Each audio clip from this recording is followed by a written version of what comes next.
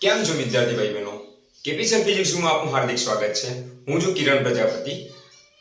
આજે આપણે ધોરણ 10 ની અંદર વિજ્ઞાનનું 10મું ચેપ્ટર એટલે કે પ્રકાશનું પરાવર્તન અને વક્રીભવનનો આપણે આજે અભ્યાસ કરશું. બરાબર? તો હવે આપણે જીવન જરૂરિયાતની વાત કરીએ, રોજબરોજની વાત કરીએ કે આપણને કોઈ પણ વસ્તુ દેખાય છે કઈ રીતે, કોઈ પણ વસ્તુ કઈ રીતના આપણને દેખાય છે. ઓબ્વિયસલી વસ્તુ છે, તમે એમ કહો સાહેબ આંખ વડે જોઈએ તો દેખાય, પણ એવી વાત નથી કે અંધારામાં આપણી આંખો ખુલ્લી હોય છે તો પણ આપણે જોઈ નહીં શકતા અને અજવાળાની અંદર જોઈ શકીએ છીએ. એનું રીઝન છે પ્રકાશનું પરાવર્તન અને વક્રીભવન બંને. પણ એની મુખ્ય ઘટના છે પ્રકાશનું પરાવર્તન. બરાબર? તો સૌથી પહેલા આપણે સ્ટાર્ટ કરીએ કે આપણે કોઈ પણ વસ્તુને જોઈ કઈ રીતે શકીએ છીએ અને પારદર્શક વસ્તુની આરપાર કેમ જોઈ શકીએ છીએ એનું પણ આપણે રીઝન જાણશું. ઠીક છે? તો હવે આપણે સ્ટાર્ટ કરીએ ચેપ્ટર નંબર 10 પ્રકાશનું પરાવર્તન અને વક્રીભવન. ઠીક છે? ચલો હેડિંગ મારશે, બધા લોકો હેડિંગ મારશે. શું મારશે? ચેપ્ટર નંબર 10 પ્રકાશનું પરાવર્તન અને વક્રીભવન. મારો હેડિંગ. બરાબર? ચલો આપણે શીખીએ. ચલો કયું ચેપ્ટર છે બેટા? તો પ્રકરણ નંબર 10.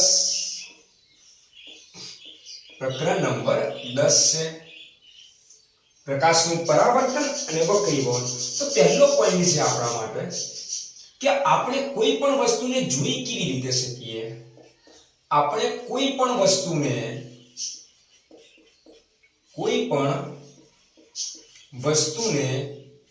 કઈ રીતે જોઈ શકાય? કઈ રીતે જોઈ શકાય? સિમ્પલ વસ્તુ સાહેબ, આપણે કોઈ પણ વસ્તુને આંખ વડે જોઈ શકીએ. વેરી ગુડ બચ્ચા, તમે સાચા છો, હું એમ નથી કહેતો કે તમે ખોટા છો. બરાબર? પણ એ તો તમે 10માં આવી ગયા. એ તો નાના છોકરાને ખબર પડે કે સાહેબ આંખો ખોલો એટલે આપણને જોવા મળે વસ્તુ.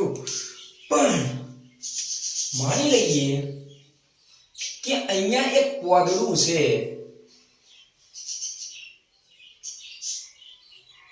એ સાહેબ એ લીલા કલરનું દોર્યું કે અહીંયા એક પોદળું છે, તો તમે આ પોદળાને કઈ રીતના જોઈ શકો?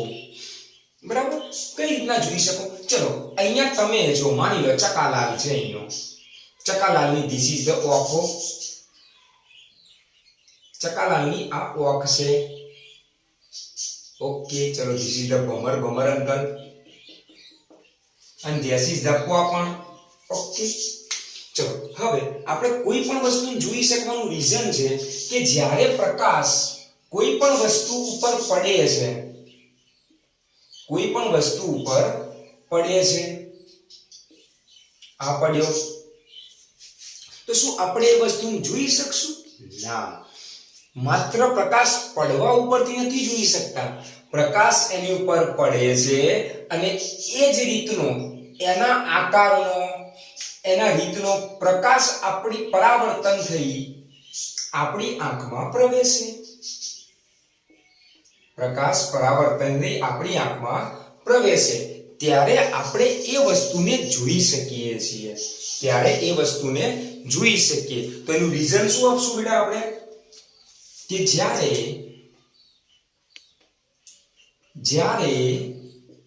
કોઈ પણ વસ્તુ પર પ્રકાશ આપાત થાય, માત્ર આપાત થવું જરૂરી નથી, આપાત થઈને પછી ત્યાંથી ટકરાઈને પાછું આવવું જોઈએ, પરાવર્તન થવું જોઈએ. જ્યારે કોઈ પણ વસ્તુ પર પ્રકાશ આપાત થાય ત્યારે તે જ પ્રકાશ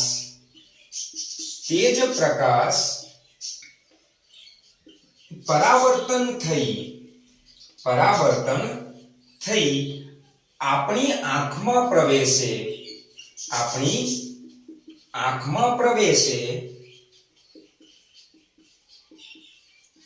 ત્યારે તે વસ્તુ આપણે જોઈ શકીએ, આપણે જોઈ શકાય, બરાબર, તે વસ્તુ આપણે જોઈ શકીએ છીએ. હવે વિચારો કે ધારો કે પ્રકાશ પડી તો રહ્યો છે, પ્રકાશ પડી તો રહ્યો છે, બરાબર, તો એ પ્રકાશ ધારો કે પડી રહ્યો છે તો એ આપાત થઈને અમુક પ્રકાશ આપણી આંખમાં નથી આવતો. તો જે પ્રકાશ આપણી આંખમાં નથી આવતો એનો મતલબ એમ કે આપણે એટલી વસ્તુને નથી જોઈ શકવાના. કેટલી વસ્તુ નહીં જોઈ શકીએ આપણે? કે આપણી આંખમાં પરાવર્તન થયેલો પ્રકાશ ધારો કે આવતો નથી, તો આપણે એટલી વસ્તુને જોઈ શકતા નથી. જેમ કે પારદર્શક વસ્તુ, જેમ કે પારદર્શક વસ્તુ. ચલો આપણે જોઈ લઈએ બેટા પારદર્શક વસ્તુ કઈ રીતના હોય. This is the પારદર્શક કાચ. પારદર્શક કાચ, બરાબર, પારદર્શક કાચ છે, બરાબર. ચલો તો હવે અહીંયા પણ તમે એક બચ્ચુલાલ લઈ લો, જેની this is the આંખો, નેના સે નેના મિલી આંખો આંખો. જો હવે આ વસ્તુ ઉપર પ્રકાશ પડે છે, ચલો તાણે પ્રકો કાકો પાડીએ, પણ આ વસ્તુ ઉપર પ્રકાશ પડે છે એ આપાત થયેલો પ્રકાશ ટકરાઈને પાછો નહીં આવે. એ આપાત થયેલો પ્રકાશ શું થશે કે આર પાર નીકળી જશે. એ આપાત થયેલો પ્રકાશ શું થયો બેટા? આર પાર નીકળી ગયો. એટલે આપણી આંખમાં પ્રવેશ્યો નહીં, તો આપણને કાચ દેખાતો નથી, આપણે એની આરપાર જોઈ શકીએ છીએ. હવે જોઈ લો કે ધારો કે અહીંયા પાંદડું છે, ચલો અહીંયા પાંદડું છે,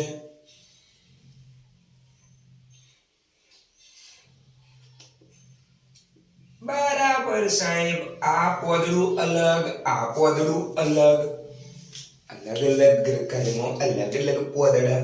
ચલો તો હવે માની લઈએ કે પ્રકાશ આર પાર નીકળીને આની ઉપર પડ્યો અને એની ઉપર પડીને પછી આપણી આંખમાં પ્રવેશ્યો, પછી આપણી આંખમાં પકો આવ્યો.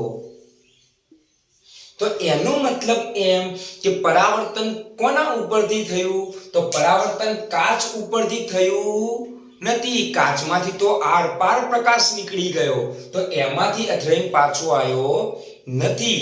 એનો મતલબ એમ કે આપણે કાચની આર પાર જોઈ શક્યા, પણ પાંદડામાંથી પ્રકાશ આર પાર જતો નથી, તો એમાંથી અથડાયો અને આપણી આંખમાં પ્રવેશ્યો, એટલે આપણને પાંદડું દ્રશ્યમાન બન્યું, દેખાણું, બરાબર. તો એટલા માટે આપણને પ્રકાશ દેખાય છે. તો અહીંયા બે ઘટના થઈ, અહીંયા બે ઘટના થઈ, એક પરાવર્તનની પણ ઘટના થઈ અને એક વક્રીભવનની ઘટના થઈ. કઈ કઈ કઈ પરાવર્તનની, કઈ કઈ વક્રીભવનની ઘટના છે? ચલો ચેક કરી લઈએ આપણે કે આ પાંદડામાંથી પ્રકાશ અથડાઈને પાછો ફર્યો, એટલે એને કહેવાય પરાવર્તન થવું. અહીંયા પણ પ્રકાશ અથડાઈને પાછો ફર્યો, એને પણ પરાવર્તન કહેવાશે. પણ આ કાચમાંથી પ્રકાશ અથડાઈને પાછો નથી આવ્યો, પ્રકાશ શું થયો? આર પાર નીકળી ગયો. સેજ તમને નહીં દેખાય, તમે જોયું નહીં હોય, તમે નોંધ્યું જ નહીં હોય કે સાહેબ થોડો પ્રકાશ છે ને ઓકો વળ્યો છે. તું આમ સીધે સીધો નહીં, જો પ્રકાશ આમ સીધે સીધો મેં દોર્યો નથી, તમે નહીં નોંધ્યું હોય, મને ખબર હતી પ્રકાશ છે તે ઓકો મેં વાળ્યો છે, કારણ કે મને તો ખબર હતી કે પ્રકાશ ઓકો વળવાનો થોડો. તો આને કહેવાય, ઓકો વળવાની જે ઘટના છે એને કહેવાય વક્રીભવન. પ્રકાશ અથડાઈને પાછો નહીં આવે, પ્રકાશ આર પાર નીકળીને ઓકો વળશે, એને કહેવાશે પ્રકાશનું વક્રીભવન. તો આ બે ઘટના થઈ, અહીં એક જ ઘટના થઈ. તો જે લોકો ચશ્મા પહેરે છે, ચશ્મા, જે લોકો ચશ્મા પહેરે છે, તો ચલો આપણે ચશ્માને હાલ સાઈડમાં મૂકીએ. ચાલ ચશ્મા સાઈડમાં. હાલ આપણે જોઈએ કે ધારો કે કોઈ પણ એક વસ્તુ, કોઈ પણ માણસ છે જે ચશ્મા વગર છે, જેને નંબર આયા નથી, જે હલકૈયો મારતો નથી એવો માણસ, જેને ચશ્મા નથી પહેર્યા, તો એમાં શું થશે કે જે પ્રકાશ છે એ ડાયરેક્ટ કોઈ પણ વસ્તુ પર અથડાઈને પાછા આવશે, તો એમાં માત્ર પરાવર્તનની ઘટના થશે. કઈ ઘટના થશે? તો માત્ર ને માત્ર પરાવર્તનની ઘટના થશે. પણ જેમને પણ નંબર નહીં આવે, હલકઈ મારવા માટે ચશ્મા પહેર્યા છે, પણ અથવા તો જેને પણ ચશ્મા પહેર્યા છે, જેમને નંબર આયા છે, ચલો તો અહીંયા ચશ્મા કહી દઈએ, તો એમાં શું થશે કે પ્રકાશ અહીંયાથી પરાવર્તન થશે અને એ પકો અહીંથી વક્રીભવન થશે. એ પકો અહીંથી શું થશે? વક્રીભવન થશે. તો એનો મતલબ કે દરેક ચશ્મા પહેરેલા માણસને બે ઘટના લાગુ પડે, પરાવર્તન અને વક્રીભવન. પણ જેમને ચશ્મા નહીં પહેર્યા એમને શું લાગુ પડશે? માત્ર પરાવર્તનની ઘટના જ લાગુ પડશે. Concept clear? કે પરાવર્તનની ઘટના અને વક્રીભવનની ઘટના કઈ રીતે આપણે યુઝ કરી, આપણને તો અત્યાર ઘડી ખબર જ નથી. આપણે હવે સમજાઈ દઈશું. ચલો તમે એકવાર તમારી નોટમાં આને નોટ ડાઉન કરો, વિડિયો પાઉઝ કરો, બરાબર, અને આને નોટ ડાઉન કરો.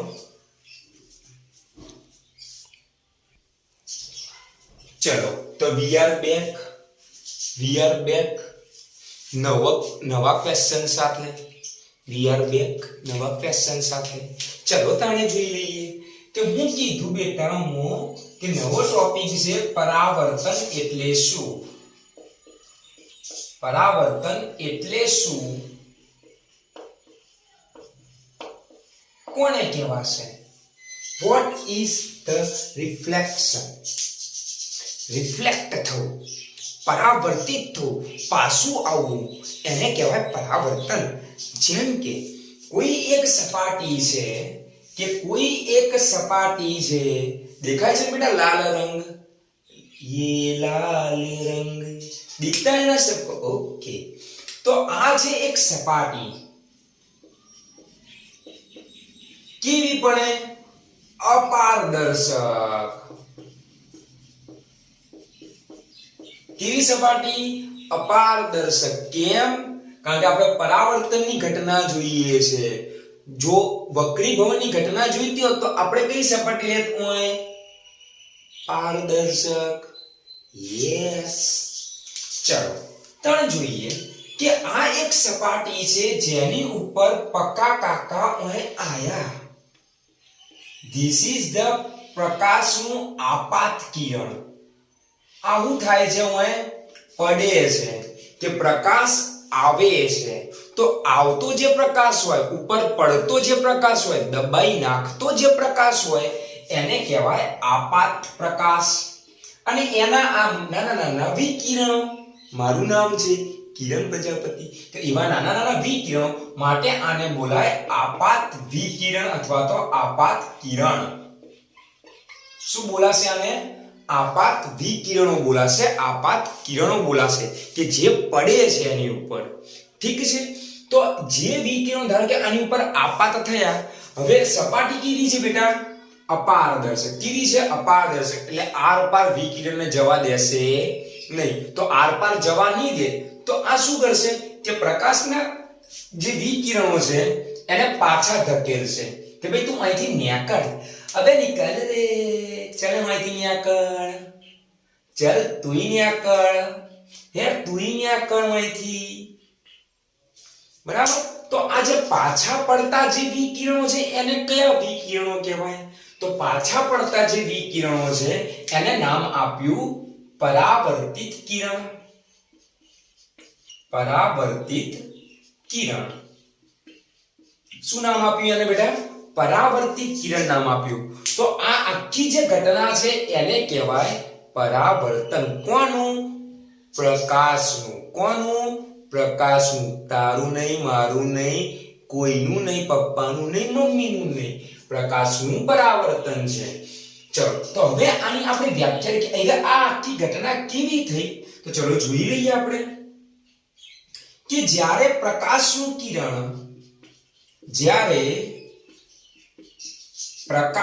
કિરણ કેવી સપાટી ઉપર પડવું જોઈએ તો અપારદર્શક જ્યારે પ્રકાશનું કિરણ કોઈ અપારદર્શક અથવા તો અર્ધપારદર્શક પણ ચાલશે બરાબર કે અડધો ભલે નીકળી જતો અડધો તો આપણી જોડે આવશે પ્રકાશ અડધો પારદર્શક એ ચાલશે કે જ્યારે કોઈ પ્રકાશનું કિરણ કોઈ અપારદર્શક અથવા તો અર્ધપારદર્શક સપાટી પર આપાત થાય ત્યારે તે પ્રકાશનું સપાટીને અથડાઈને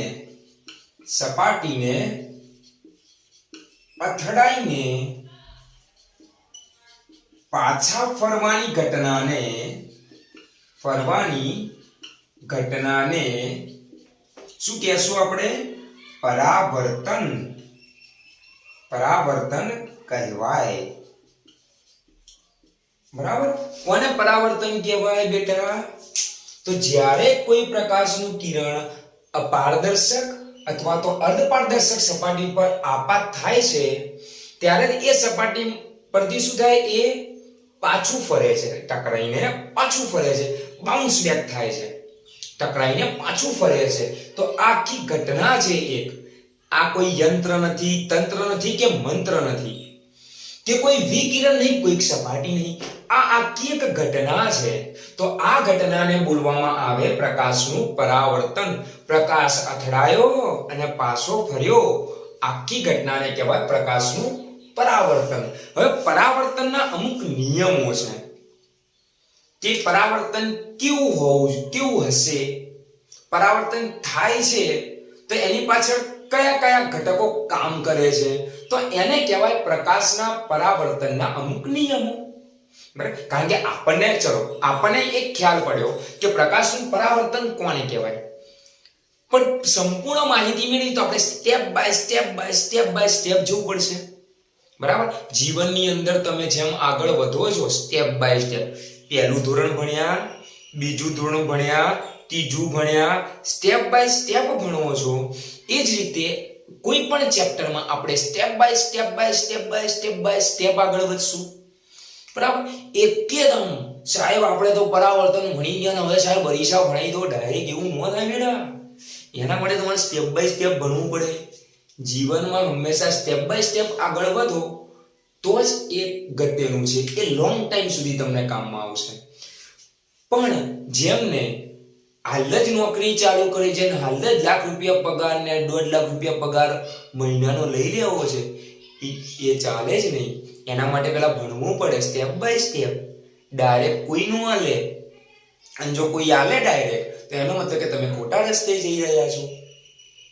જો ડાયરેક્ટ તમને આપતો કે 8મું પાસ છે ડાયરેક્ટ તમને લાખ રૂપિયા પગાર આલે છે તો એ તમે ખોટા રસ્તે જઈ રહ્યા છો બરાબર તો હંમેશા જીવનમાં યાદ રાખજો કે કોઈ પણ તમારે જીવનની કસોટી હોય જીવનની કોઈ પણ પરીક્ષા હોય એવું નહીં કે ખાલી સ્કૂલની જ પરીક્ષા કોલેજની પરીક્ષા એવું નહીં જીવનની કોઈ પણ પરીક્ષા પાસ કરવા માટે તમારે એને સ્ટેપ બાય સ્ટેપ આગળ વધવું પડશે સ્ટેપ બાય સ્ટેપ એને હલ કરવું પડશે અને સોલ્વ કરવું પડશે ત્યારે તમે જીવનની અંદર આગળ વધી શકશો નહીં તો નહીં આ ખાસ ધ્યાન રાખજો ધીસ ઇઝ ધ કેપી મંત્ર મારો મંત્ર છે ઓકે ચાલો હવે આપણે પરાવર્તનના નિયમો જોઈએ ચલો શું જોઈશું પરાવર્તનના નિયમો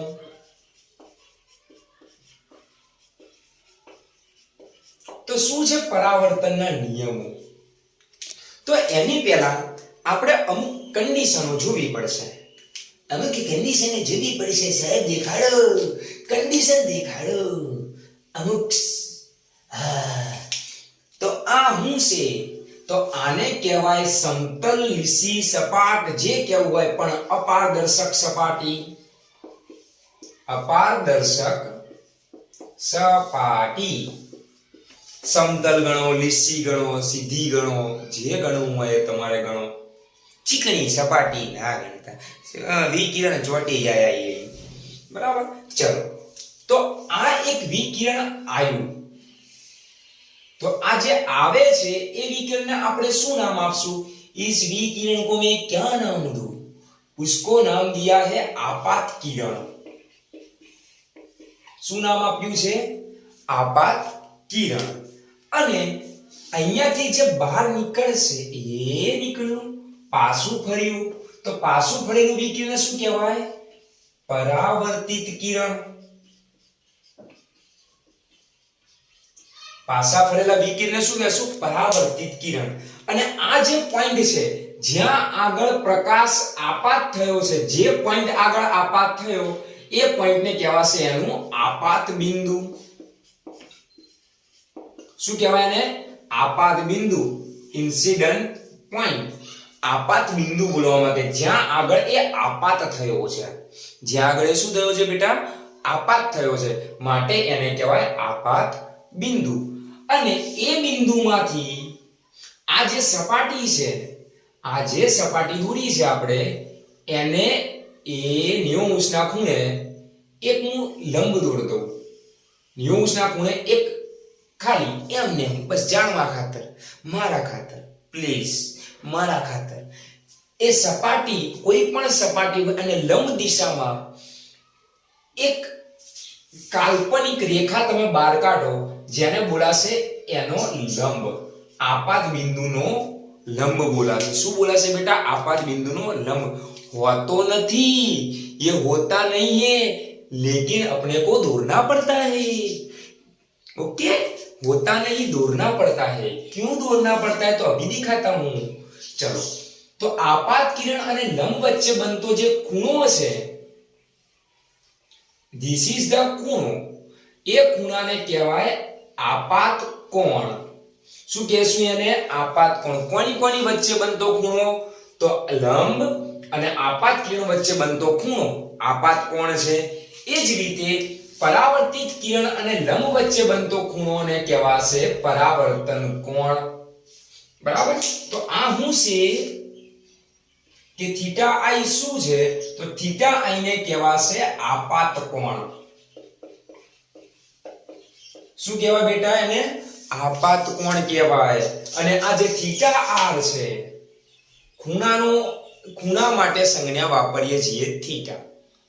બરાબર. ખૂણા માટે શું સંજ્ઞા વાપરશું? થીટા. ફાઈ આવશે, થીટા આવશે, અલગ અલગ સંજ્ઞા તમે વાપરી શકો, પણ અહીંયા મોટા ભાગે થીટા વાપરી શકો. બરાબર. તો ખૂણા માટે સંજ્ઞા છે થીટા. તો theta R reflected angle, reflection angle. તો થીટા આર ને કહેવાય પરાવર્તિત કોણ.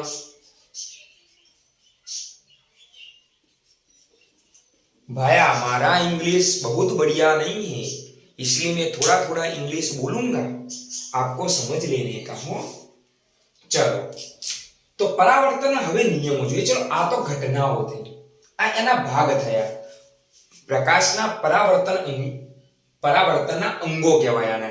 કે કયા કયા અંગો છે? તો આપાત કિરણ, પરાવર્તન કિરણ, સપાટીએ દોરેલો લંબ, આપાત કોણ અને પરાવર્તન કોણ અને આપાત બિંદુ. આટલા છે એના અંગો. ચલો, પહેલો નિયમ શું છે? ફર્સ્ટ કન્ડિશન શું છે? શું શરત છે એની? તો પહેલો નિયમ એવું કહે છે કે તમે જેટલો આપાત કોણ આવશે એટલો ને એટલો જ પરાવર્તન કોણ આવશે. કે આપાત કોણ આવશે જેટલો એટલો પરાવર્તન કોણ આવશે. પણ કઈ રીતે? ચેક કરી લઈએ. ચલો, થોડું. ચલો, માન લો સાહેબ આમ સપાટી છે મારતો, માર ઘેર તો આવો એક કરીશું છે જેની સપાટી આવી છે. એક આવું મને આ વસ્તુમાંથી વિકિરણ સાહેબ દેખાડ દઈએ આલ્લા. ચલો, તો પહેલા છે ને આપણે લંબ દોરીએ કે એ આ જે સપાટી છે એને આપણે થોડી સીધી કરીએ. એ સીધી કરીએ તો સીધી કરો ત્યારે લંબ આ રીતના બહાર નીકળશે. આ સપાટી તમે સીધી કરો તો આમ થશે. દેખ, આ બાજુ છે સીધી કરીએ આપણી જે પૃથ્વી છે વાસ્તવમાં તો ગોળ છે, પણ આપણને કેવું લાગે આમ દૂર દૂર સુધી જોઈએ પૃથ્વી ગોળ છે, લાગે ના લાગે? પૃથ્વી ગોળ હોય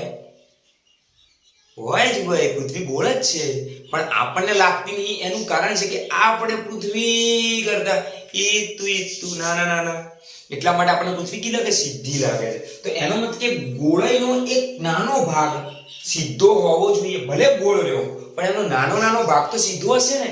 જેમ આપણને પૃથ્વી સીધી લાગે છે સપાટી, અહીંયા હાલ બહાર જઈને જુઓ, ઘેરની બહાર જઈને જુઓ, ધાબા ઉપર ચડીને જુઓ, તમને કશમ ગોળ વળેલી નહીં લાગે. કેમ? કારણ કે પૃથ્વીનો એક નાનો ભાગ છે રહ્યો જે તમને સીધો લાગશે. તો કોઈ પણ ગોળ વસ્તુનો નાનો ભાગ કેવો હશે? સીધો હશે. તો એને લંબ દોરશું આપણે. તો આને નાનો ભાગ સીધો, તો એને લંબ દોરીએ. હવે અહીંયા હું પ્રકાશનું કિરણ આવવા દઉં. ચાલો એ અહીંયા પ્રકાશનું કિરણ પડ્યું આમ, તો પરાવર્તિત કિરણ કેવું હશે? એ આમ હશે. કે જેટલો આપાત કોણ બન્યો, ધારો કે અહીંયા આપાત કોણ બન્યો 45 નો, 45 અંશનો, તો અહીંયા પરાવર્તિત કિરણ પણ કેટલો બનશે બેટા? 45 અંશનો બનશે. આપાત કોણ જેટલો છે એટલો ને એટલો જ પરાવર્તન કોણ હશે. ચલો અહીંયા એવું વિકિરણ અહીંયા પાડીએ આપણે. એવું વિકિરણ અહીંયા પડ્યું, પણ એની ગોળી એ રીતની હતી જેના કારણે વિકિરણ થોડુંક આ બાજુ ગયું જ નહીં. વિકિરણ ગયું સ્લાઇડ, ચલો બીજા રંગથી દોરીએ આપણે. વિકિરણ ગયું સ્લાઇડ એ આ બાજુ. કેમ?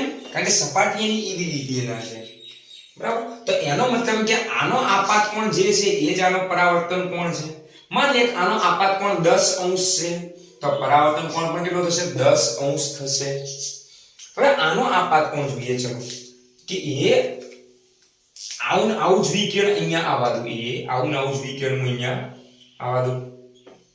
દેખ આનો આપાત કોણ વધી ગયો, આના કરતા આ વધ્યો, આના કરતા આ વધ્યો. માન લે આનો આપાત કોણ 60 નો છે, તો એનો પરાવર્તન કોણ પણ કેવો હશે?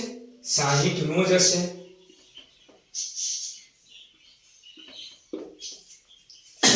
બરાબર? કે એનો જેટલો આપાત કોણ હશે એટલો જ પરાવર્તન કોણ હશે.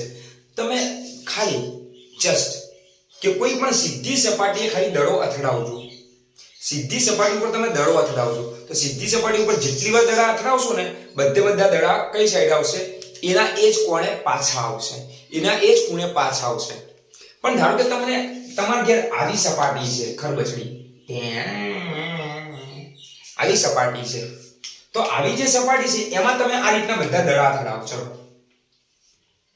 આ બધા દડા છે એને આ રીતના અથડાવો. લેવડો સીધે સીધા એક જ દિશામાં, જે આપણા આપાત કિરણો સીધે અથડાવો. તો શું એ બધા આમ જશે? આમ સીધે સીધા પાછા આવશે? ના, આમ સીધે સીધા પાછા આવતા નથી. અહીંયા શું થાય છે કે અહીંયા આ જેટલો આપાત કોણ હશે, માન લે કે આ સપાટી ઉપર જેટલાનો આપાત કોણ બનતો હશે એટલો જ પરાવર્તન કોણ બની દડો પાછો ફરશે. જેટલો આપાત કોણ બનશે એટલો જ પરાવર્તન કોણ બનશે જ. આ ખાસ ધ્યાન આપજો. તો આ એનો પહેલો નિયમ છે. શું નિયમ છે પહેલો? કે આપાત કોણ અને પરાવર્તન કોણ હંમેશા સરખો હોય. પણ હજુ એક નિયમ રહી ગયો મારો, કે જોજે બેટા લંબ દર વખતે લંબ કેવો છે? વચ્ચે છે. આપાત વિકિરણ આ બાજુ, બીજી બાજુ પરાવર્તિત વિકિરણ છે. તો પહેલો નિયમ તો આવો થશે કે આપાત કિરણ અને પરાવર્તિત કિરણ, આપાત કિરણ અને પરાવર્તિત કિરણ હંમેશા લંબની સામસામી બાજુએ હશે. લંબની સામસામી બાજુએ હશે.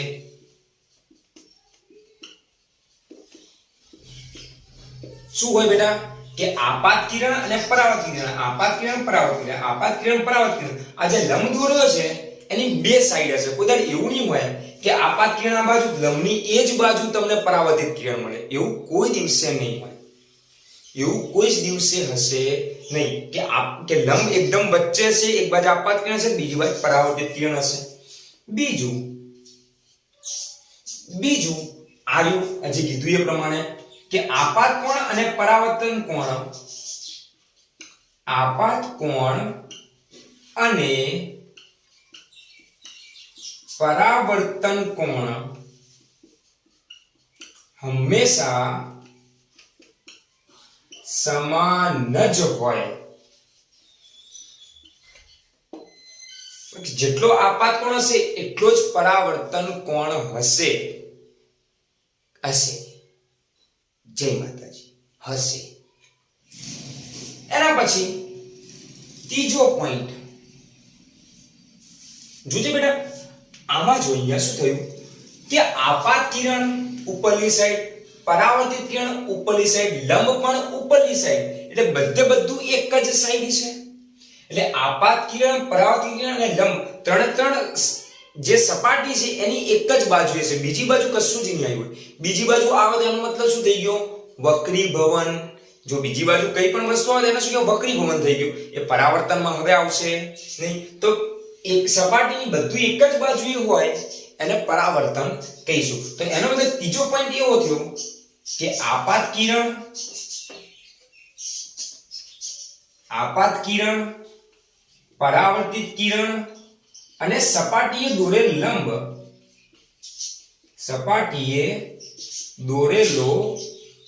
લંબ એક જ સમતલમાં હોય.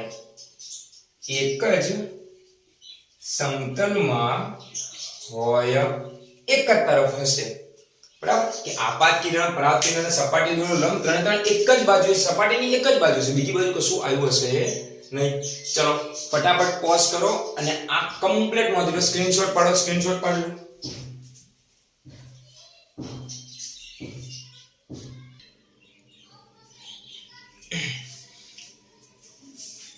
હવે આપણે ચાલુ કરશું શું તો આ ચેપ્ટરમાં આપણે હવે ભણવાનું શું છે? કયા ઉપકરણો ભણવાના છે? ફિઝિક્સ છે, ઉપકરણો ભણવા પડશે. કેમેસ્ટ્રી છે, રસાયણો ભણવા પડશે. જીવ વિજ્ઞાન છે, બધા જીવ ભણવા પડશે. વનસ્પતિ છે, દેડકો છે, માખી છે, મચ્છર છે, આપણે જીવ. પણ ફિઝિક્સ છે તો બધા ઉપકરણો ભણવા પડશે. તો કયા ઉપકરણો અહીંયા કામમાં લાગશે જુઓ. તો આપણે અહીંયા બે પાર્ટ પડે છે ચેપ્ટરના. એક પરાવર્તન અને બીજું વક્રીભવન. બરાબર? તો પરાવર્તનમાં શું ભણવાનું છે અને વક્રીભવનમાં શું ભણવાનું છે? તો પરાવર્તનમાં શું ભણશું કે જેમાંથી પ્રકાશનું વિકિરણ અથડાઈને પાછું આવતું હોય એવા બધા ઉપકરણો. જેમ કે આપણે અહીંયા ભણવાના છે અરીસા. અને અહીંયા ભણવાના છે જેમાંથી પ્રકાશનું વિકિરણ પાછું ના આવે, પારદર્શક હોવા જોઈએ પદાર્થ. જેમાંથી પ્રકાશનું વિકિરણ આર પાર નીકળી જાય, વાંકું વળે નીકળી, તો એને કહેવાય લેન્સ. બધા લેન્સ બોલવામાં આવશે. હવે એમાં અરીસા બેટા કેટલી જાતના? તો અરીસા 3 જાતના છે. તો પહેલો અરીસો છે સમતલ અરીસો.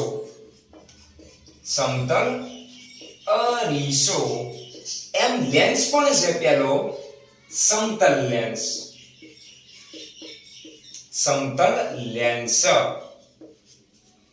હવે આના નામ કોના ઉપરથી પડ્યા? તો આના નામ પડ્યા છે એમની સપાટીના આકાર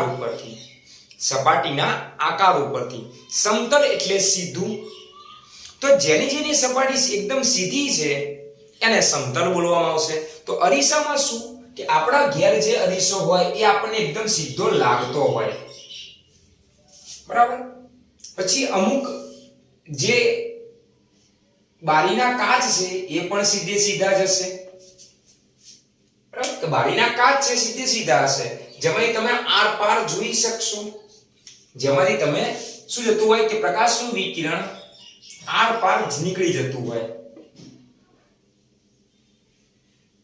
પણ સહેજ વાંકું વળતું હોય, આમ વળતું હોય, આમ વળતું, જેમ વળતું વાંકું વળતું. બરાબર? અને અહીંયા તમે જોજો અરીસાની તમે એક જ સાઈડ જોઈ શકો, બે સાઈડ જોઈ શકો.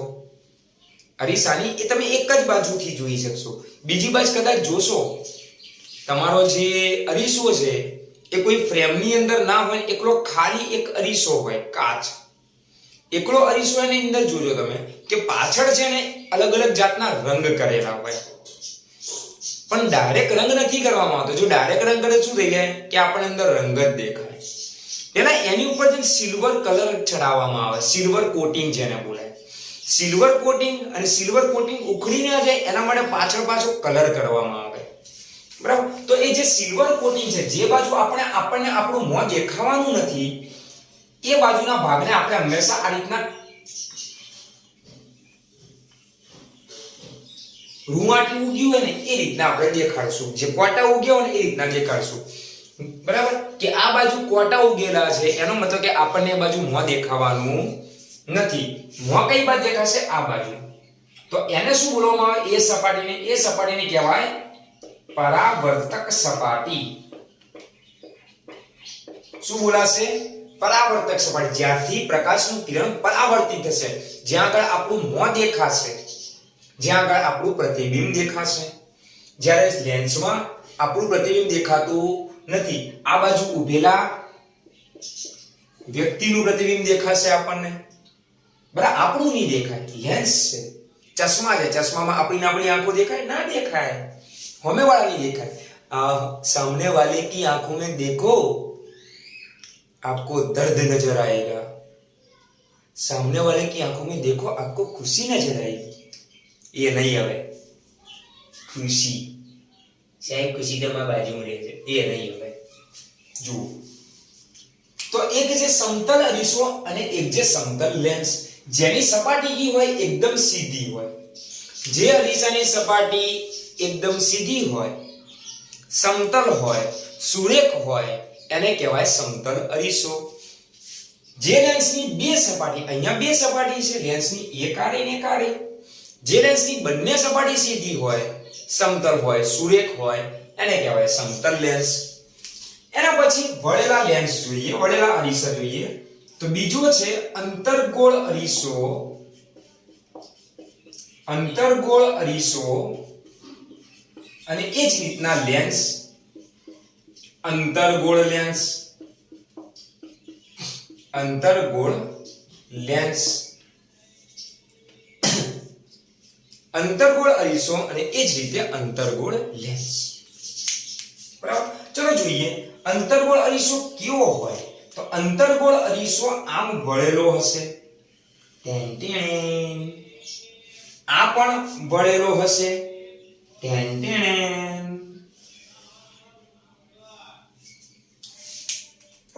હવે અહીંયા અંતર્ગોળ, અંદરની બાજુ ગોળ, અંદરની બાજુ ગોળ, અંદરની બાજુ વળેલો.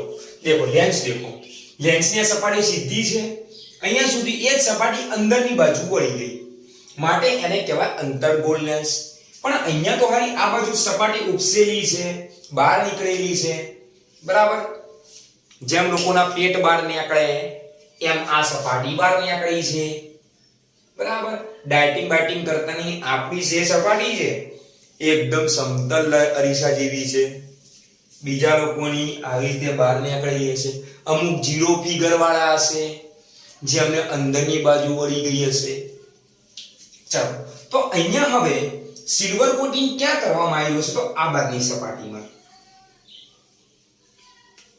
એટલે તમને મોં કઈ બાજુ દેખાશે? અંદરની બાજુ. એનો મતલબ કે પરાવર્તક સપાટી કેવી થઈ ગઈ? અંદરની બાજુ વળેલી. કે પરાવર્તક સપાટી અંદરની બાજુ વળેલી છે, એટલા માટે એને બોલાય અંતર્ગોળ લેન્સ, સોરી અંતર્ગોળ અરીસો. લેન્સ તો આ રહ્યો, જેની બંને સપાટી કેવો અંદરની બાજુ વળેલી હોય એને કહેવાય અંતર્ગોળ લેન્સ. ને અરીસો અંતર્ગોળ કોને કહેવાય? કે જે અરીસાની પરાવર્તક સપાટી અંદરની બાજુ વળેલી હોય, અંદરની બાજુ વક્રાકાર હોય એને કહેવાય અંતર્ગોળ લેન્સ, અંતર્ગોળ અરીસો. અને છેલ્લો અરીસો છે, છેલ્લો પોર્શન છે બહિર્ગોળ. બહિર્ગોળ અરીસો. ભાઈ મારા ગુજરાતીમાં ના જતા હો, પહેલા કહી દઉં મારા ગુજરાતીમાં નહીં જવાનું, મને બહુ ડર લાગે ગુજરાતીમાં. બહિર્ગોળ લેન્સ તો જેની સપાટી કેવી હશે? આમ બહારની બાજુ ઉપસેલી હશે. જેમ કે આપણે કહીએ બિલોરી કાચ. બિલોરી કાચ જોયો ને? બિલોરી કાચ એટલે ડિટેક્ટિવ આમ કે આમ કઈ આમ જોતો હોય બધી વસ્તુ, સુરાગ શોધતો હોય, કોઈ સાબિતી શોધતો હોય કે અહીંયા કોઈ વ્યક્તિનું શું પડ્યું છે કે તો એ બહિર્ગોળ લેન્સ. અને આની સપાટી બહારની બાજુ ઉપસેલી હશે. જેમ કે ડાયટિંગ અથવા તો કોઈ પણ જીમ વગરનો ખાતા પીતા ઘરનો માણસ, એની અંદરની સપાટી કેવી હશે? કોટા કોટા વાળી, પરાવર્તક. ના, અંદરની સપાટી કેવી છે? તો સિલ્વર કોટિંગ કરેલી, જે આપણું મળે તો એની બહારની સપાટી પરાવર્તક હશે. પરાવર્તક સપાટી. અને આની સપાટી કેવી છે? બહારની બાજુ ઉપસેલી છે. આની સપાટી પણ બહારની બાજુ ઉપસેલી, પણ કઈ સપાટી? પરાવર્તક. તો એને કહેવાય બહિર્ગોળ અરીસો, આને કહેવાય બહિર્ગોળ લેન્સ.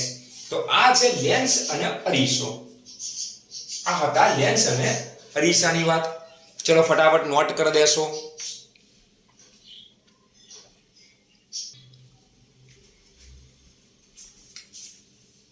તો હવે ચાલો, કેવું મજા આવી? તો આવા જ નવા નવા વિડીયો જોવા માટે આપણી ચેનલને સબસ્ક્રાઇબ કરી દો. નામ છે કેપી સર ફિઝિક્સ ગુરુ. મારું નામ છે કિરણ પ્રજાપતિ. બરાબર. તો હવે આપણે નેક્સ્ટ વિડીયો ટૂંક જ સમયની અંદર આપણે અપલોડ કરી દઈશું નવો વિડીયો, આ જ ચેપ્ટરનો નેક્સ્ટ વિડીયો. બરાબર. તો આપણે નેક્સ્ટ ટાઈમ મળીએ, આવતી વખત મળીએ. ત્યાં સુધી આપણા વિડીયોને જેમ બને એમ ફેલાવો. આપણે બધા વિદ્યાર્થીઓને એકદમ ફ્રીમાં એજ્યુકેશન આપવું છે યુટ્યુબના માધ્યમથી. હું બધાના ઘરે તો આવી શકવા નથી કે બધા મારા ઘરે આવી શકવા નથી. બરાબર. તો આપણે યુટ્યુબના માધ્યમથી બધાને એકદમ ફ્રીમાં ભણાવવાના છીએ. તો જેમ બને એમ જે લોકોને પણ જરૂર છે એ લોકોને આ વિડીયો ફેલાવો, એ લોકોને વિડીયો આપો, ચેનલ સબસ્ક્રાઇબ કરો, જેથી મને પણ મજા આવે નવા નવા વિડીયો બનાવવાની. ઠીક છે? તો આપણે નેક્સ્ટ વિડીયોની અંદર મળીએ. ત્યાં સુધી બાય.